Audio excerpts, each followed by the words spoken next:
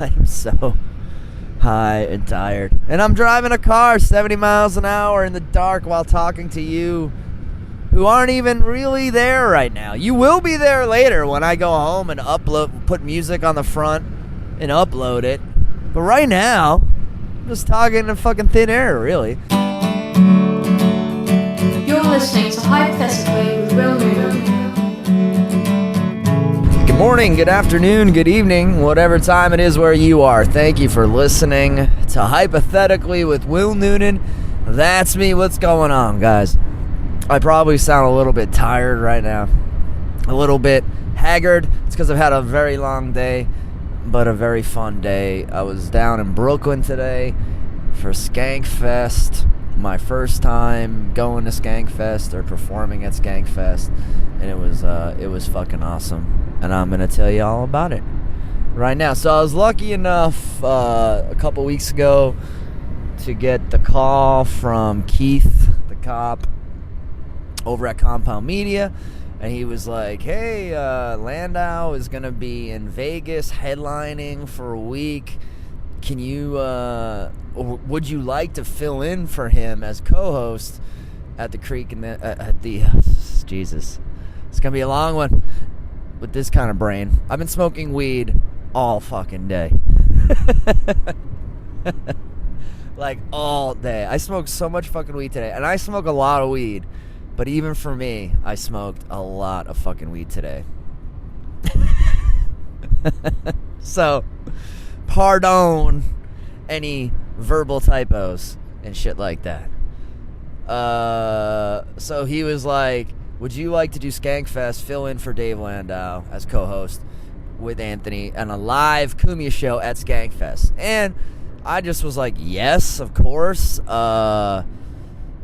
I've never been able to fill in for Dave before because I've never been able to take the time off. There are a couple of times in the past they've been like, "Would you want to fill in for Dave?" And I haven't been able to. And and I like it when Kumi is alone anyway. So somewhat selfishly, I'm like, no, just have no one. Just kidding, no. But anyway, So I've always wanted to do it. So that was thrill number one. Was like, wow, I get to co-host a whole show with Kumia. Even though I used to do Kumia when it was just Kumia too, and it was just me and him for the 2 hours, so it's not like that's that crazy. But it was still nice and very nice of Keith and him to ask me. I was like extremely honored. And then, but then I'm like, oh, also that means I get to do Skankfest, and Lewis was nice enough to give me a couple spots and showcase spots as well as the podcast. So I was like, now I'm doing Skankfest. What a fun little turn of events. And they pay you as well. Like, not a lot of comedy festivals fucking pay their comedians. So I ended up having a paid day's work in New York City today, and the fact that I got paid for what I did today is unbelievable. The whole thing is unbelievable.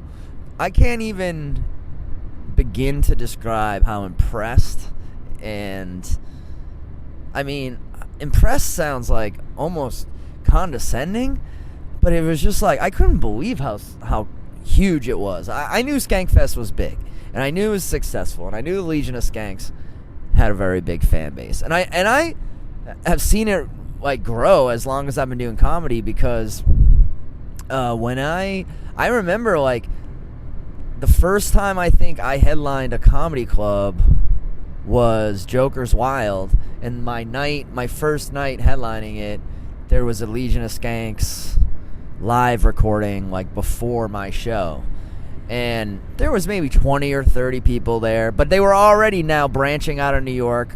The podcast was growing, getting bigger, and I remember the first Skankfest when it was at like in Long Island City, spread out over a couple venues. And I remember thinking, oh man, I was like jealous that I wasn't involved because there was a bunch of cool comics involved, but I wasn't doing anything at the time. And I was just like, man, that'd be cool to be a part of, but that's just cool.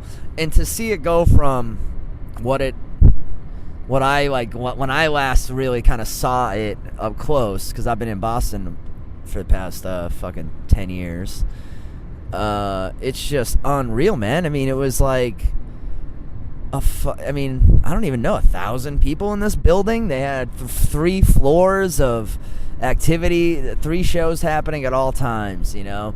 On the middle floor, that was like the main stage for a lot of things. That was a big room. They were having live This Is Not Happening, live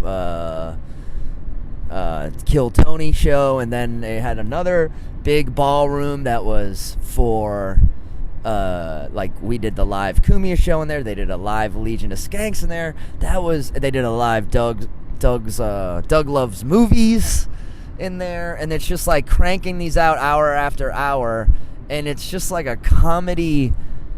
It was so fun, man. You just go from room to room, and everywhere you go, you're bumping into these fucking people who are hilarious. I mean, everywhere you look is a great comedian. There's like Dan Soder, Ari Shaffir, Doug Benson, Rich Voss, Bobby Kelly, Tony Hinchcliffe, all the Legion of Skanks guys, Anthony Cumia. Like, it was just people, and then all the like guys like, you know, like me and lower, who are like not so famous, and everyone in between too, Joe List and all the like girls from Guys We Fucked, and then I met a bunch of randos from like all over the country who the Skanks brought in. I met this dude Steve Lee, who's an LA dude who's handicapped. Oh my god, I'm not gonna lie, I see this guy get on stage, I'm like, here we fucking go. The handicap comic.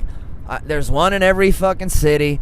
They always have the same bits. You know, everyone thinks I'm drunk, but I just walk, you know, whatever. Like, I'm a prop comic. You know, they all like kind of do the same few bits. And he did do the prop comic bit, but then he did just some bits, and he did some bits about going on the road in Kansas, and it was just super funny to me, and I really enjoyed it. So I don't know if that makes me a piece of shit or not, but really enjoyed meeting that guy. And I really enjoyed meeting a ton of fans, like from, you know, like Kumia show fans and alright, just people who are super into comedy. It was like everyone there was massively into stand-up comedy and the art of comedy, so it was cool. It was just a great fucking experience, wire to wire. So I'll tell you a little bit. I guess I'll just kind of tell you what the day was. My day started off not good, guys. My day started off terribly. I vomited this morning.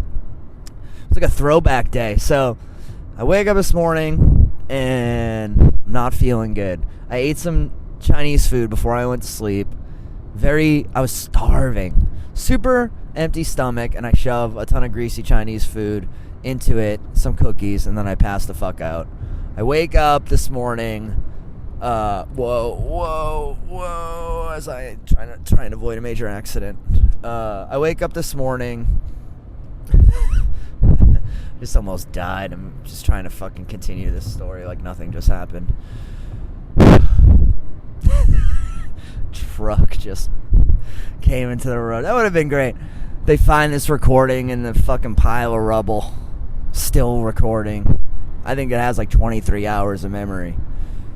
The last thing would be, is there an off button? Click. This guy's dead. If no one told you they love you to die, I do. Alright, those would be my last words. But I made it. I didn't die. But a fucking Mack truck just came onto the highway a million miles an hour and didn't yield. And I almost did. I've been on the road a lot today. It'll be, by the end of the day, total driving, probably around 8.5 hours total of the day. And I had one near-death experience this morning, and one just now. 2 in one 8.5 hour day, that's not too bad. Really not too bad. So, I wake up this morning with like a shitty food hangover, and I'm not feeling good, and I'm normally... I normally only need about 4 hours of sleep to wake up feeling refreshed, and I kind of get up. But I was like dragging ass. So I was just like, oh, what the fuck? Then I'm not feeling good. I drink a cup of coffee. I'm like, that always makes me feel better. I hop in the shower. I start brushing my teeth in the shower. And I don't know if this is too much information, but like I was brushing my tongue, you know. I don't know if you guys brush your tongue. If you don't fucking brush your tongue, you should brush your tongue. And what you really should do is get a tongue scraper. They're like $3.95. They last for a year and a half. And I need to replace mine. My tongue scraper was just scraped out. And it was date scraped. That's what I would call it when I would go on a date and I would scrape the shit off my tongue to make sure my breath was good. I'd be like, I don't date rape, but I date scrape. I really would say that. So anyway, I'm brushing my tongue and I'm kind of like not paying attention to what I'm doing. I'm just thinking about what the day's going to be like. And I guess I go a little hard and I gag myself or something and I just puke. I just vomited right there in the shower. It was like in 1 second. It was like, I didn't even feel it. I just went, huh, and then puke. And then I felt 100% better. I felt like 300% better after this weird, almost reflexive vomit. It was like, have you ever had a vomit like that? It's more like it's like you burp up. It's like a baby. You just burp up a bunch of acid. That's a pretty picture I'm painting for you right now. That's what I was doing in the shower this morning. And, you know, this is how different I am now than I used to be. Even years ago on this podcast. That kind of thing. I used to be such a hypochondriac. I'm losing that. That's the last thing to go. But I used to always need to feel good. And now I just go. I go with the fact that I just don't feel good. Or, you know, life is not about feeling good. And I never even considered for a second stopping the movement of the day or changing it. I was just like, whatever. I puked and I feel like shit, but I'll be fine. And I fucking was. Got out of the shower, took a bong hit, got my shit together, got a fucking jumbo iced coffee, and a fucking Pepto-Bismol. And I got in the car and I did a shot of Pepto-Bismol and I fucking drank half the coffee and then I did another shot of Pepto-Bismol. And then I finished the coffee and by the time I was halfway to New York, I was good as fucking new, y'all. Weed is such a good upset, you know. like weed is the cure for everything now. There was a guy I saw Chris Scopo and Nori Davis. The only time I don't really miss New York, and I'm not super jealous of the comics in the New York comedy scene. Like I like living in Boston is what I'm saying. But every now and then, some of the guys, Chris Scopo, Andrew Schultz, Nori Davis, like I really do love hanging out with those guys, and I'm kind of always like, it would be nice to see these guys all the time. Nori Davis especially, he's been on this podcast years ago. He's doing big things now, and but he's just always been one of my favorite guys in comedy and a funny dude. And Scopo is a hilarious dude too. I've known him for a few years, and he was like saying that his dad rubs this marijuana lotion on him, and it's helped with his Parkinson's. And I'm like, how great is weed that you can just rub it on shit and feel better? You know, it's a miracle drug. But I don't know like what it can do and what it can't do, but I will say my track record tells me that weed is a great fucking stomach settler, cures all types of stomach problems. If you're vomiting or you can't eat or any of those type of things, have some fucking weed and you'll feel better. So then I drive to New York City, in Brooklyn technically, and then so I get to Brooklyn. I hadn't really planned what to do parking wise. I scoped it out a little bit, scopoed it out. Chris Scopo callback. I was like scoping it out a little bit, and I was like, oh shit, it looks like I can get street parking down there, but that's not something to count on, and Brooklyn's crazy, and da-da-da. So I was just kind of like, I'm just going to figure it out when I get there. And luckily I got a spot like 3/4 of a mile away from the venue. I probably could have got one closer, but I was in my Boston mindset of, get a fucking spot and just get moving and don't worry about it. So I park kind of far away, but it doesn't really matter. New York, normal fucking city where you can park someplace without fear of having to be a resident of that place. You can... The crosswalks are there as a suggestion to use when cars aren't going by. Not when cars are going by. So it's nice to be back in that normal New York groove of shit. So then I walk to the fucking venue, Brooklyn Bazaar, and as I'm getting closer, I'm seeing like the Skanks fans, and they call themselves the Skanks, outside. And I'm like, it kind of looks like a wrestling show, you know, with the groups of dudes outside. And I go in and I get my, I'm getting my pass. And I had to wait behind Tony Hinchcliffe in line. And I didn't even realize who he was until he was like walking by me. And I was like, oh, hey, Tony. And I've only met him once.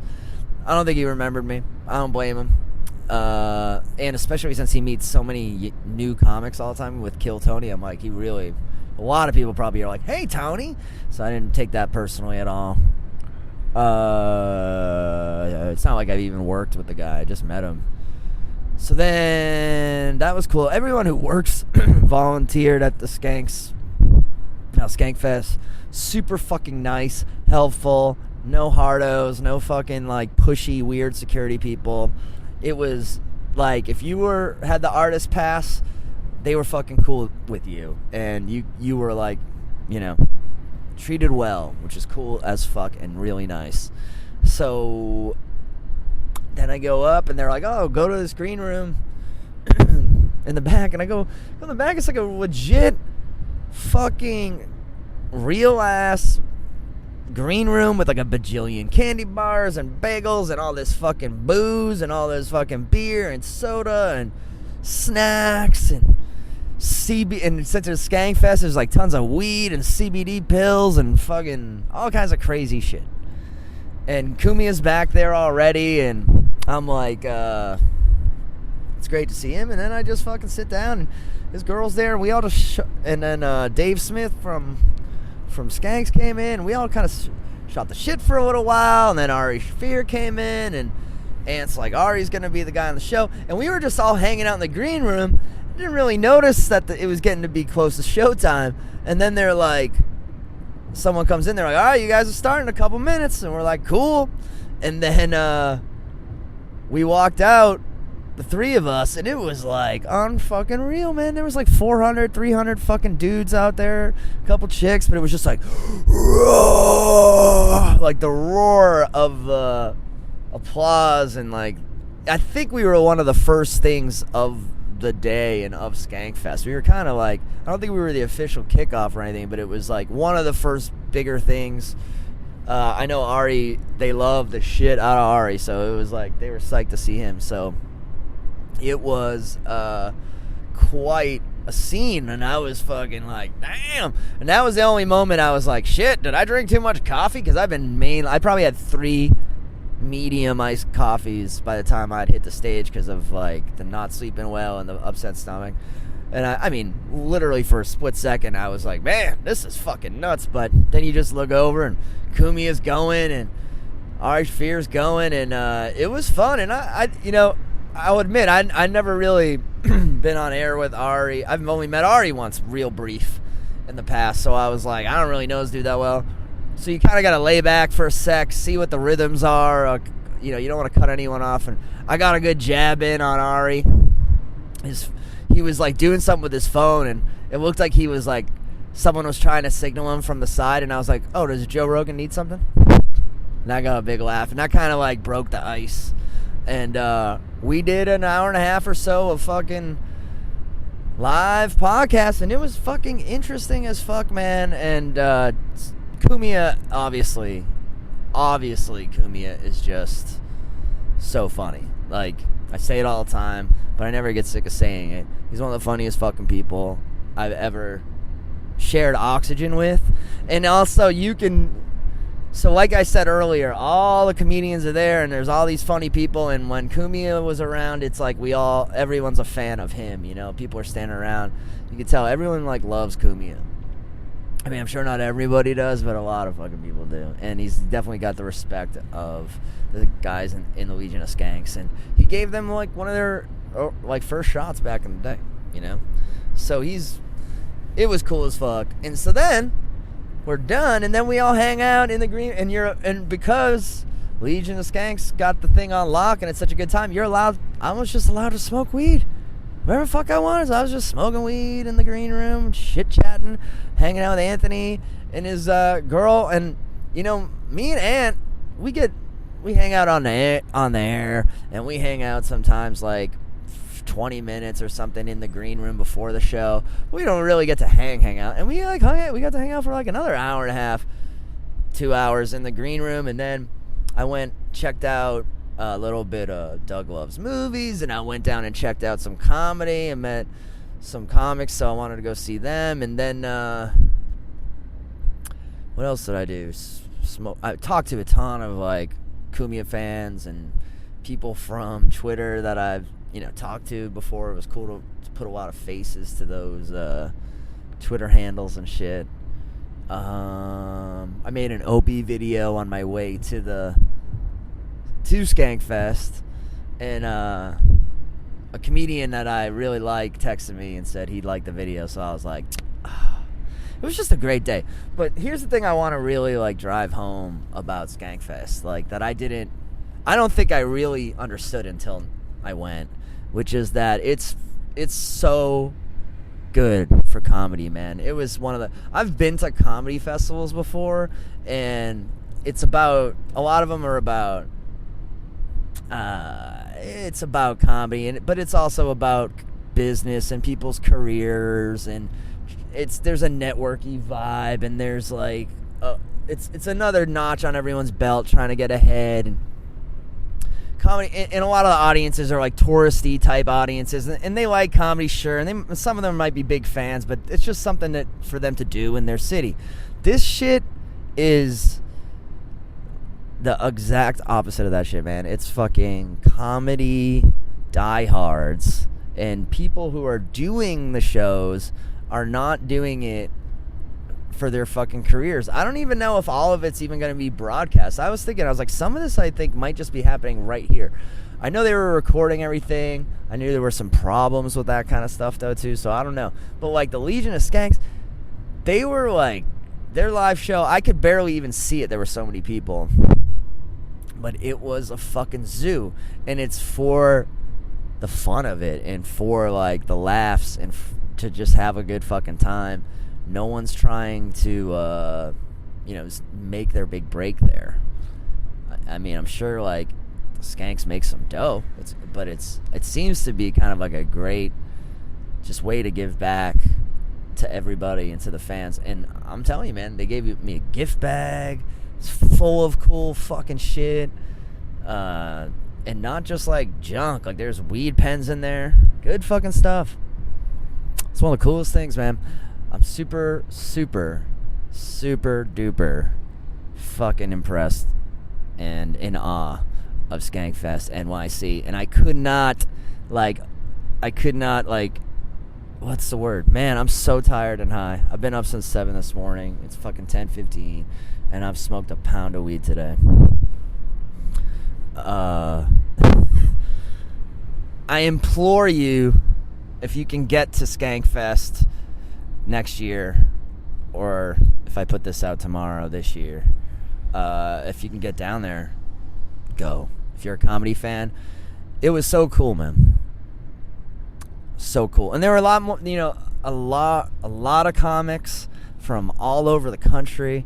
Comics from a lot of different types of comics. It wasn't just guys like me and Anthony Cumia and Ari Shafir, like just like white dudes. There was all types of people there. If you don't like white dude comedy, there's other stuff. But man, just a super fucking great day. In and out.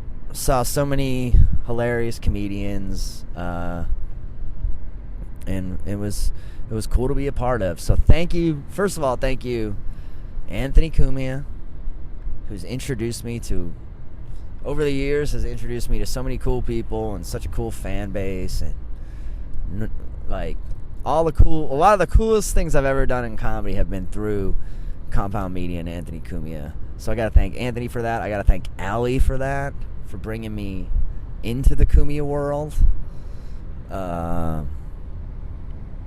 Through like random fucking just being like, I was doing a club and she knew I was a fan and she just had good instincts that fans do well on that show.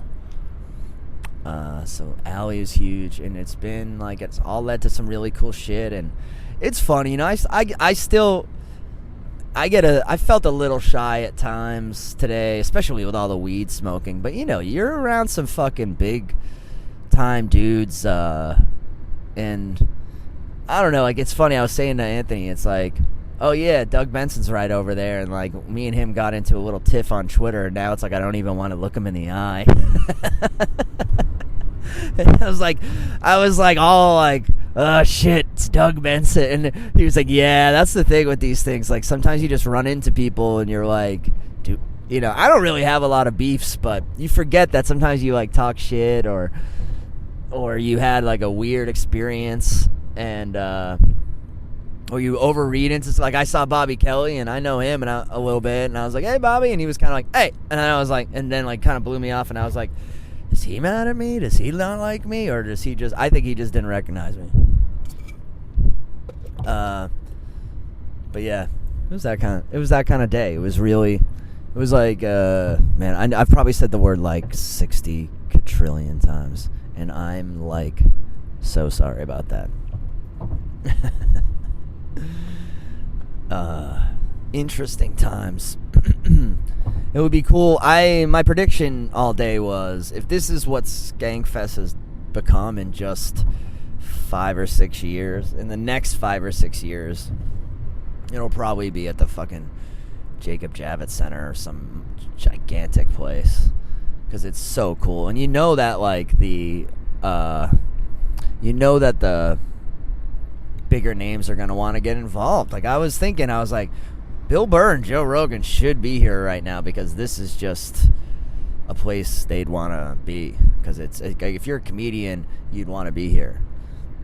It was kind of like Toontown or something. It was like a safe little... I know safe spaces aren't the in vogue thing to be into, but it was kind of like that. Anyway, it was a really nice day. It was a good one. I've had an interesting...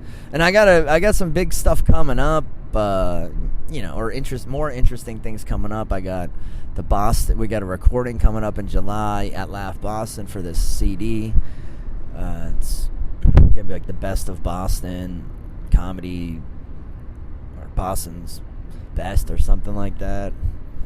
And then doing the 2 big shows on the Cape at the Melody Tent and the Music Circus, and they are gonna be fucking beauties. And those are also kind of days like this in the Boston comedy sense, where I'm hanging out with a lot. There's like big lineups and we all get to hang out and shoot the breeze. I always enjoy that a lot. On days like today, everyone's in a good mood and it's celebratory. Yeah, that was one of the better green rooms. That was better, I would say, even than the Oddball Comedy Tour green room. Because Oddball Comedy Tour, you still had to kind of hide your weed smoking. But this was just open. Everyone was... I mean, I don't think I'm speaking out of school. Weed was just the fucking... like, tip of the iceberg. There was so much... I got offered LSD a bunch of times. I was like, man, I've never seen so much LSD in my life as I'm seeing today. It was like 5 different times. Someone was like, you want to hit a LSD? I'm like, nah. Me and Kumia were talking. This guy came up and offered us both a hit of LSD. And it was kind of funny. I was like, Kumia was like, no, I'm good. Like people always offer him LSD. I was like, this fucking hasn't happened to me in years, and it's happened to me 5 times today. I was not even a little bit tempted to take that shit. I did smoke a bunch of strange weed, which is always fun. Kumia's girlfriend actually gave me a couple hits off this blunt, and I got quite fucked up. We were talking about Artie Lang, and like the weed hit me, extra sensitive part of my brain for a second, and I like for like one moment I felt immense sadness, but then I was like, hey, we're at Skankfest, and then I just went la la lee la lee la la lee and got back into it.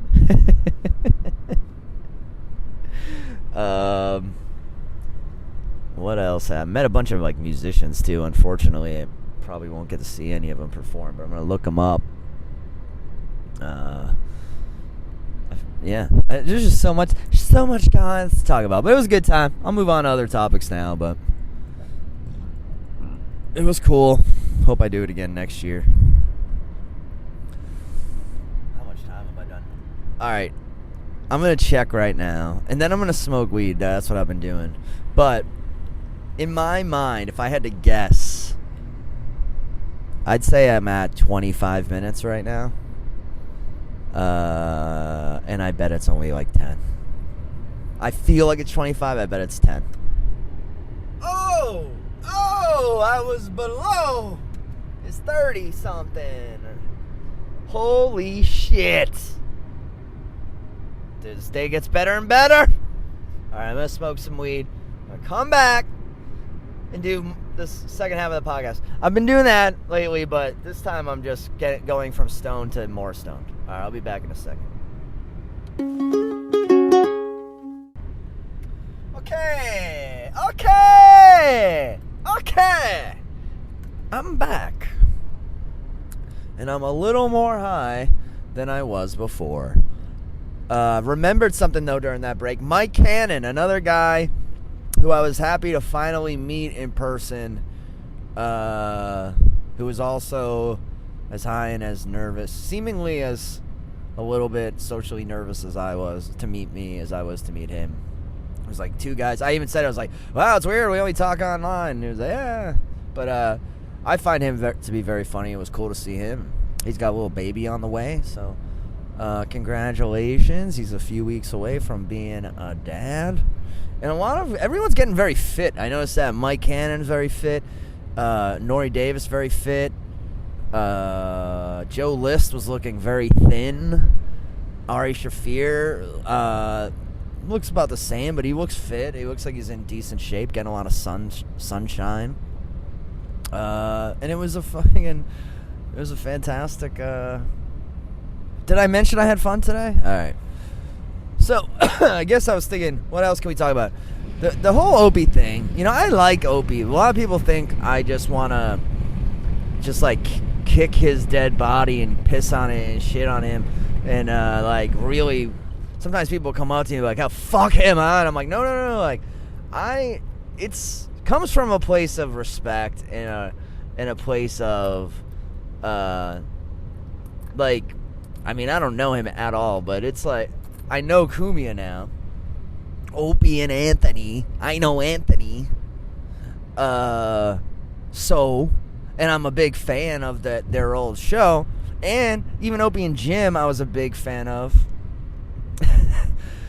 But it's funny to me to be the guy who's filling in as, Anthony Cumia's co-host to make fun of Opie. And I just like to, I've said it before, it's just fun to just be a fucking dickhead in this line of work over these stupid little things like podcasts and social media videos, I'm not making fun of the guy, I'm not making fun of his wife and family or anything like that. I'm just saying it's funny that he does these walk and talk vids. It's funny that he complains about his weird podcast that no one listens to. And it's weird that he won't do anything with Anthony and that he's like all just an odd dude in a lot of ways. So it's fun for me to make fun of him, but I do feel bad sometimes where people think that it's like 100% just no love at all, like mocking this guy, because it's not really like that. Like if Opie asked me to come on a show, I would go on and talk about the videos and talk about how fun I think a reunion with Anthony would be. A little fucking, just an hour on the radio together would be so goddamn riveting, and we'd all want to watch it, and it would be fucking great. 2 hours. And that would be something I would try and make happen. And I think I could make it happen. I've said it on this podcast. I'm high as shit right now, and I'm pontificating. But I think if I could if I could put me across from Gregg, Opie, Hughes, might take more than one visit, but I bet I could mediate a fucking sit down. I could negotiate a sit down, an on-air sit down. I bet my Irish Buddhist ass could make that happen. So maybe that's why I make the videos. I don't know why, but they're fun to make, and actually people usually ask for them when I'm in New York. And last time I really made like a half-ass junk one. So this time I was like, hey, this will be a fun little way to promote Skankfest and my appearances there today. And it was. And it's got like something for like 5,000 views in a day. So it worked. And a lot of people liked it. A lot of very funny people liked it. So I'm like, nice. That feels good. And it's one of those things where, I know I say this a lot, but I'm grateful. I'm grateful for him, man. I'm grateful that I'm friends with Anthony Cumia and that I'm like part of this world, however small a part. It was amazing to be a part of, and to see your name and hear your name in the mix with guys like Rich Voss and in the Legion of Skanks and Ari and all those dudes. Pretty fucking cool, man. Cumia was backstage. He said, somebody goes, if I can't do a good show with Ari Shaffir and Will Noonan, I should just quit the business. And I was like, oh my god, man, to even throw my fucking name in there. He's just a gem of an Italian, man. I fucking love that skinny guinea. Not this skinny guinea. You can tell I've been hanging out with Cumia today because I'm just yelling out Sopranos quotes. Lovely girlfriend he has too. I never really got more than a couple moments of chatting with her at the studio inn. We were all hanging out. She's they're a nice couple. They have a good back and forth, a good rapport. So that was cool. Just a cool gang of. It was kind of like I did enjoy the mix of random rappers and stuff from around the nation and their kind of entourages mixed in with comedians backstage. It was getting really crowded though. By the time I left around 7-ish, it was getting really tight in there, and I was super high, and I was like, man, I'm not amazingly claustrophobic or anything, but this is a bit touchy. We're so tired, man. Super tired. I've really been tired all day long. I was telling a story on Twitter earlier this week about how I used to see this homeless guy all the time when I lived in New York. He had like a tick where he couldn't say a sentence without ending it all day long.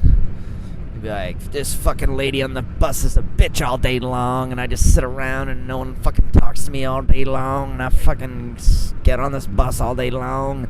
I'd see him all the time, and he'd always be on that. And I was like, that is such an odd...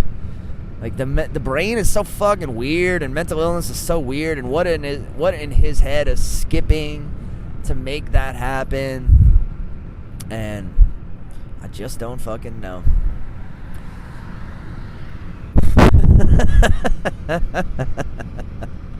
I'm so high and tired, and I'm driving a car 70 miles an hour in the dark while talking to you who aren't even really there right now. You will be there later when I go home and put music on the front and upload it. But right now, I'm just talking in fucking thin air, really. I've done podcasts before, nothing's on, and when I'm done, I realize I never hit record, and then I'm like, wow, I was just an insane person for an hour, like putting on a little show for nobody in a car by myself. And then you realize that are you any different from that when you are recording yourself alone in the car? If a tree falls in a podcast, does it make a difference? One thing I kind of thought about when I was at this thing today, though, I learned a little bit about business, and I was like, man, I should have a fucking Patreon. I need to get into the Patreon game. I need to get into the merch game. I need to fucking up the ante. And, you know, this podcast does well. This podcast doesn't, I guess I've been better lately, but for taking long stretches without being consistent, puts up good fucking numbers, I'd say. We could use more. But my new show is doing alright. It does fucking terrible on YouTube, though. If you're still listening to this episode, if you could do me a massive solid, if you have a YouTube account, even if you fucking never use it, sign into it and go to my page, youtube.com/Will Noonan, and subscribe to me. That's all. Because I don't know what I gotta do to get these views up on the fucking Noonan show. They're like pitiful. Our podcast downloads are not bad. And they're going up. And way more people are listening to it as a podcast, but no one's watching on YouTube. But I think there's a good quality to the show. Now, we're working on it too. We're darn. I can barely fucking talk right now. We're working on it too. We added a new segment. Paul's not so sure about it, but I've been pushing it for months. Chemo or emo? Chicks with shaved heads. We gotta decide if they're, you know, had cancer cured or if they're just into the cure. I gotta write that down. That's not bad. The fuck has this podcast become? Just me screaming like Al Pacino. La la la la. Of course, we do Just Shave It, Bro. That's a popular segment. And then, but I think we need to improve a couple things. Maybe change the setup a little bit of our chairs or something. But also, I think it's time to start having guests Skype in more. Like, we're ready to fucking start doing that. And I think that'll improve with the numbers. Get some of these cool motherfuckers that I know to come, you know, do some Skype appearances. You know, Anthony would do it, and Schultze would do it, and who knows who else, you know? So, bigger things to come. Bowling news. I won. My team, we won last week. So, I'm in the books as a winner. If you were keeping track. I got an Instagram just for bowling now. Noonan Bowling. I'm putting up scores. I'm putting up clips. That's it. I'm getting, I have, you know, a lot more friends in the bowling community now. I'm getting another bowling ball. It's sort of a gift. Sort of not a gift. I'm buying a bag. It's kind of coming with a free ball. But then I'll own 3 bowling balls. And I got my eye on one more. So I'm becoming quite a fucking ballsman. They're heavy as fuck, too. I want to fly with these fucking bowling balls. But, I mean, I don't know if it's even worth it. They weigh 12 to 14 pounds a piece. 15 pounds. I think one of the ones I'm getting is 15. But I'm excited. I love bowling. I've made a big breakthrough lately. I don't know if you've seen the latest vid. I'm far from perfect. People love to... One of the things about bowling is it's like golf. You could have a great day, and there's always going to be someone there who's like, you know, you're not choking up enough on the club, and if you just bend your knees a little bit more, or da-da-da-da-da, someone's always going to have some sort of tip to give you that could, if you're someone like me, take a little bit of the wind out of your sails. I've sort of learned to get used to it, But I will say, I think I've excuse me, I think I've said it before. I don't think I'm if I were an NBA player, they would say he's not easily coached. I just do what I do, man. I'm sort of a loner. I don't really need... I actually have learned through this bowling league that I like bowling with other people, and it's been beneficial to me, and these guys have shown me a lot. So I do not want to act like I'm looking a gift horse in the mouth. A lot of the times, if I know the bowler and they're a better bowler than me, I'm all ears. But sometimes dudes who like can't even bowl, or they're just as shitty as you are giving you all this advice, and you're like, all right, like, slow your fucking roll, man. Like, I know what I'm doing. I'm trying to figure, I'm working on some stuff. And I can see that annoys some people more than others. It annoyed me like the first couple of times, and then I just kind of realized, like, oh, it's just how bowling is. People just, it's a social sport. When you own your own ball and shoes, that's like you're putting out into the world that you're really into bowling. It's a pretty cut and dry thing. It's like, if you own your own ball and shoes, you're fucking into bowling. And if you don't own your own ball and shoes and you go bowling, you're just a normal person. So it's a dead giveaway if you have your own shoes. People are going to start going like, you know, if it's slow time at the bowling alley, someone's going to be like, hey, what's up? What kind of ball you rolling today? Or how's your scores? Da-da-da. You know, just small talk, you know. Bowlers like to talk about bowling. So I've learned to love that. And I've also didn't have to learn to love. I just love being in the league. I really do. I love the guys in the league. I love the crazy characters in the league. I like knowing all these random people from across society. And I think it's going to be very good for my comedy, and I already think it's good for my just point of view on the world. And there's some old dudes there who just are old wise guys and old wise men and funny fucks, and it's good old fucking time, man. So that's kind of how I was. That's kind of, if you're wondering what's going on in my head right now, this is sort of the dichotomy of being a comedian in not the big city, you know? It's like you got to make your choices and live with those choices. And I could say honestly to you guys, I'm happy with the choices that I've made, and I'm like driving away from New York City right now back to Boston, even though despite saying, oh, I had so much fun doing this, and a lot of people would say, like, well, keep your foot on the pedal, and why don't you just always try and get more and more and more? But if I'm going to be honest with y'all, it's like the truth is, there is always going to be a little voice in my head that's like, hey, man, you could be bigger. Don't you want to be, like, more famous like Ari? Why, you know, wouldn't that be nice to get the kind of love Ari was getting? But that's really a small voice in my head, man.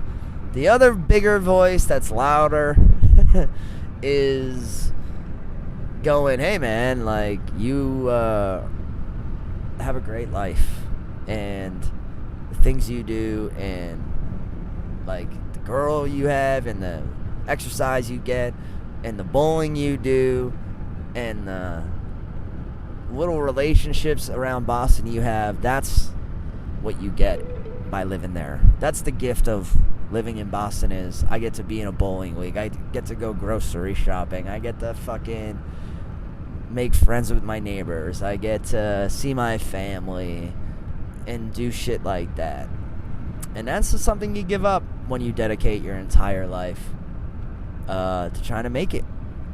Or even not dedicate your entire life, but move to one of those cities. All that stuff can happen. So I think sometimes people kind of cavalierly say to me, oh, Will, you should move to New York or LA, and they don't really think about everything that brought me to where I'm at right now, where I am at right now, and where I am happy and want to be.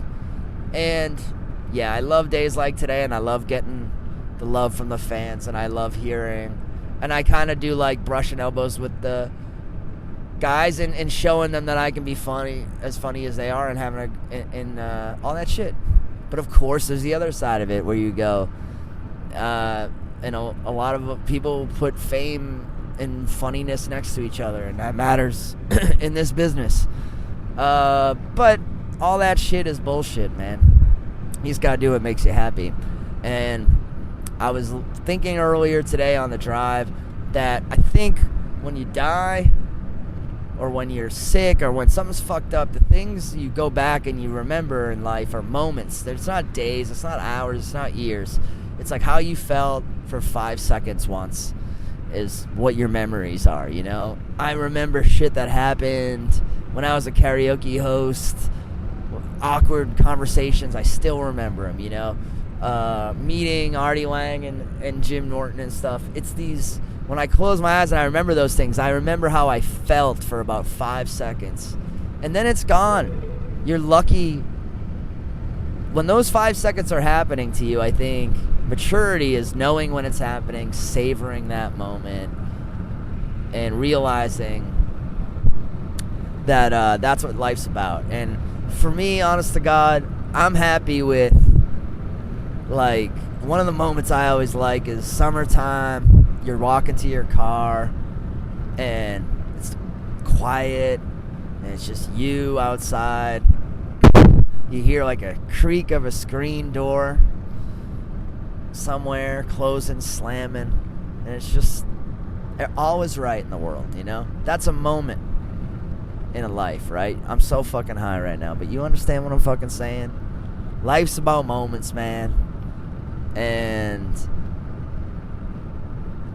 I'll be happy when I die if I just can close my eyes and think of a lot of little happy moments. And if they happen on a big stage or a little stage or in front of 1,000 eyes or just me and my chick, doesn't matter. It's about how many happy moments did you stack up. And I want to thank Kumi and Skankfest for having me today, because I put probably 200 happy moments in the pile today. So, there you go, motherfuckers. Skankfest 2019. It was the bomb. Thanks. Thanks for having me there.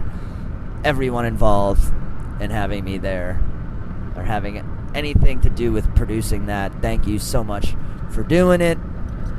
It was really an awesome thing to see, a cool thing to be a part of, and a damn fine thing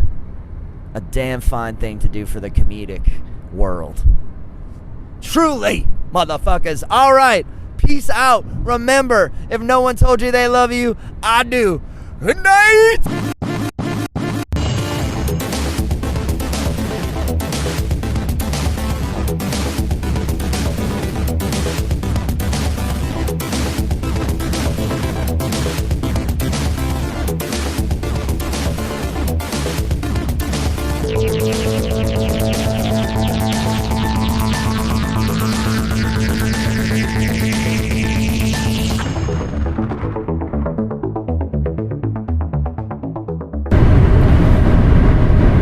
Test.